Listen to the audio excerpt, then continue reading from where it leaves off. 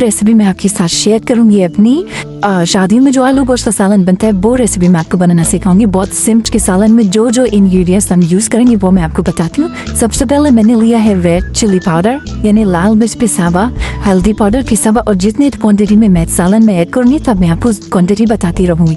इसके अलावा मैं बता देती हूँ 2 टीस्पून के बराबर मैंने लाल पिसा हुआ लाल मिर्च लिया है, 1 टीस्पून के बराबर मैंने हल्दी पाउडर लिया है पिसा हुआ, और 2 टीस्पून के बराबर मैंने सूखा धनिया पाउडर लिया है, 1 टीस्पून के बराबर मैंने गरम मसाला पिसा हुआ लिया है, 3 अदद मैंने टमाटर लिए हैं, 5 अदद मैंने दरमियाने साइज की हरी मिर्चें लिए हैं, हाफ बट्टी मैंने धनिया लिया है, लहसुन और अदरक का पेस्ट लिया है। जब मैं जितनी क्वांटिटी में डालूँ मैं आपको बताऊंगी। हाफ कप मैंने दही लिया है, और मैंने 4 अदद और प्याज लिए जो मैंने स्लाइस कट किए हैं, 3 अदद मैंने आलू लिए हैं जैसे 4 कट किए हैं। मैंने आधा किलो में गोश्त मटन का मैं बनाऊंगी आलू गोश्त सालन, आधा किलो मैंने मटन लिया। ये सारे इंग्रेडिएंट्स हम यूज करेंगे आलू गोश्त के सालन के लिए। अब हम चलते इसके नेक्स्ट प्रोसेस की तरफ। पतीला मैं रख चुकी हूँ और चूल्हा जला चुकी हूँ। चूल्हा मैंने मीडियम फ्लेम में रखा है। अब इसमें सबसे पहले मैं ऐड करूंगी ऑयल वेजिटेबल ऑयल यूज कर रही हूँ मैं। 1 2 and 3 4 टीस्पून के बराबर मैंने 4 टेबल स्पून के बराबर मैंने इसमें ऑयल ऐड किया है। तेल गर्म हो जाए फिर इसमें हमने जो 4 अदद प्याज जो है स्लाइस कट किया वो हम इसमें ऐड करेंगे। ऑयल गर्म हो चुका है, मैंने 4 टेबल स्पून के बराबर में ऑयल ऐड किया। अब इसमें मैं स्लाइस किए हुए 4 अदद प्याज ऐड कर रही हूँ जिसे हम गोल्डन ब्राउन करेंगे। अभी ये जब तक मैं इन्हें गोल्डन करने के लिए फ्राई कर रही हूँ, फिर मैं आपको इसके स्टेप बाय स्टेप सारे चीज़ें बताती रहूँगी।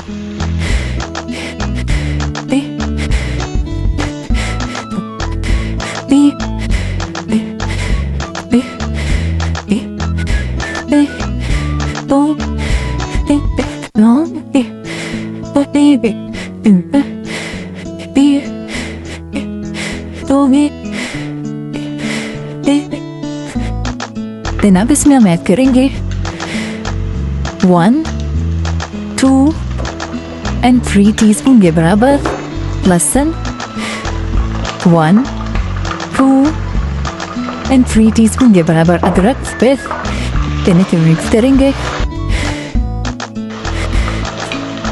3 अदद टमाटर मैंने लिए हैं जिनमें से मैंने बीज निकाल चुकी हूँ। बीज मैंने इसलिए निकाले हैं जिन्हें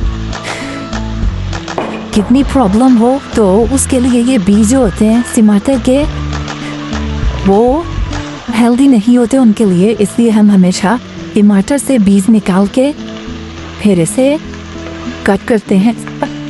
अब इसे मैं थोड़ी देर के लिए बंदर के धीमी आंच में टमाटर लहसुन अदरक को अच्छे से पकने के लिए छोड़ रही हूँ। 5 मिनट बाद फिर मैं आपसे मिलती। 5 मिनट के लिए मैं बंद कर चुकी थी मीडियम फ्लेम में। इनको मैंने टेंडर होने के लिए छोड़ दिया था। अब इसमें मैं ऐड कर रही हूँ 2 टीस्पून के बराबर रेड चिली पाउडर यानी कि पिसी हुई लाल मिर्च, 1 टीस्पून के बराबर मैंने हल्दी पिसा हुआ यूज किया है, 2 टीस्पून के बराबर सूखा धनिया पाउडर मैंने ऐड किया इसमें। अब मैं इसमें ऐड कर रही हूँ आधा किलो गोश्त जो मैंने लिया है वो मैं इसमें ऐड कर रही हूँ। अब इसे अच्छे से हम भूनेंगे ये सारे इंग्रेडिएंट्स के साथ, सारे स्पाइस के साथ।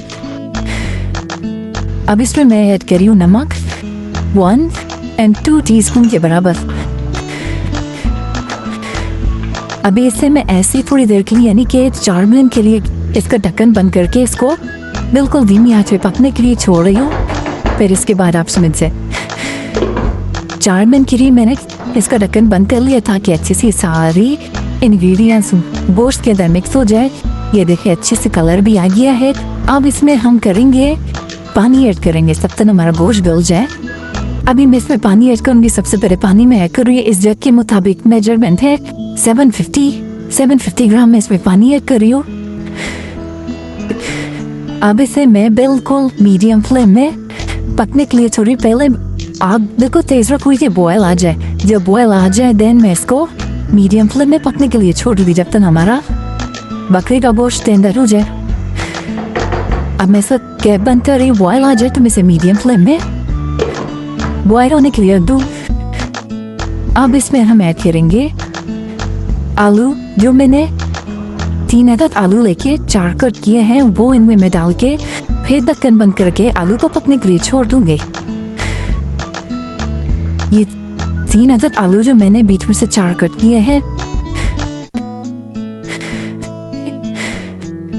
के ढक्कन बंद करके जब तक आलू हमारा पक जाए, और जितने हमें चाहिए ग्रेवी उस ग्रेवी के मुताबिक फिर मैं इसे आपको स्टेप बाय स्टेप दिखाऊंगी। अभी आलू इसमें मैंने ऐड कर लिए हैं।